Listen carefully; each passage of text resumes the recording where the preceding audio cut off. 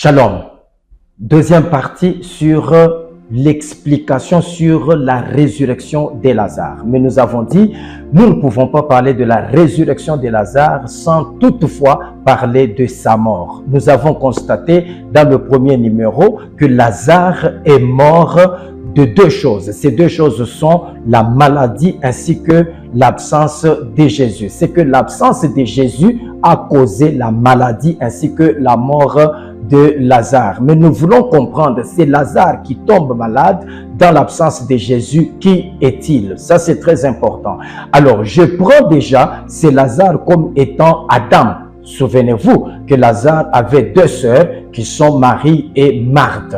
Alors, ces deux sœurs comme Marie et Marthe, nous les considérons comme étant deux peuples parce qu'une femme, c'est tout un peuple. Selon Naoum, chapitre 3, le verset 13, une femme, c'est un peuple. Ainsi, ces deux femmes qui étaient sœurs de Lazare sont les deux peuples qui étaient en Adam parce qu'en Adam, nous avons Israël et nous avons les nations. C'est ainsi que lorsque Jésus, qui est Dieu lui-même, parce que dans le jardin, Dieu était là, mais quand Dieu s'éloigne, Satan vient. Vous voyez, Satan est venu tenter Adam et Ève, mais c'était dans l'absence de Dieu lui-même. C'est que l'absence de Dieu a fait que Adam puisse tomber malade parce que en réalité, la maladie est considérée comme étant le péché. Selon Matthieu chapitre 9, le verset 10 et le verset 11,